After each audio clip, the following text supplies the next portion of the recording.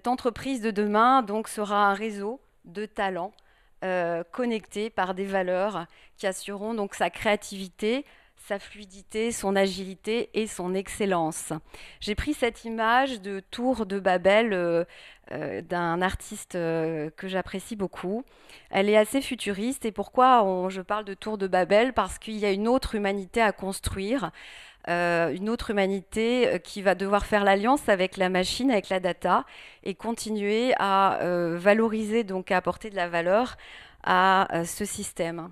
Et donc ce système va créer d'autres connexions beaucoup plus collaboratives. On le voit avec le co-living, qui sont des modèles qui vont se répandre de plus en plus dans les entreprises. Alors, qu'est-ce que le talent? Pourquoi le talent est-il cet enjeu stratégique dans l'entreprise de demain? La définition du talent, avant tout, c'était une monnaie dans l'Antiquité. Donc, en fait, ça avait une valeur pécuniaire. Le talent est également aussi, dans son sens premier, une richesse. Les RH cherchent ces talents, on chasse les talents, on continue à le chasser même au sens propre, dans le sens où on ne sait pas véritablement de quel talent on parle. Je vois le talent dans un sens relatif, c'est-à-dire une capacité à donner le meilleur de soi-même. Le talent ici devient partagé par tous. C'est un talent, nous avons tous un talent.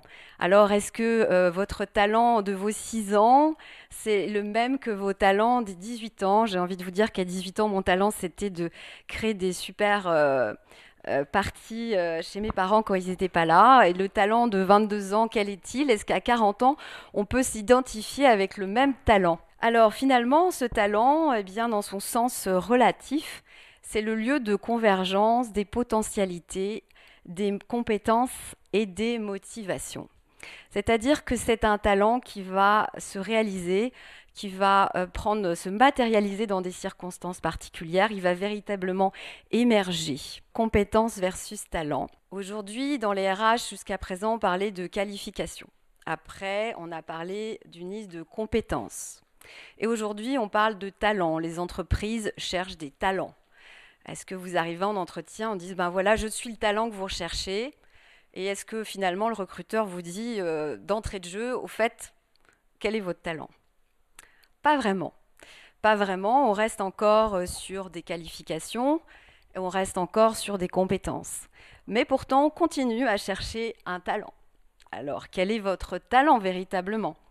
Eh bien, j'ai une petite métaphore à faire finalement qui serait entre un thème et un angle. En journalisme, on parle d'un thème et on choisit un angle pour le thème. Eh bien, j'ai envie de faire cette métaphore en disant finalement, vous avez des compétences et l'angle avec lequel vous exercez cette compétence, votre marque personnelle, votre individualité va teinter ces compétences, va teinter votre façon de l'exercer. Et eh bien, il peut s'agir d'une certaine forme de potentialité, de graines de talent prêtes à émerger.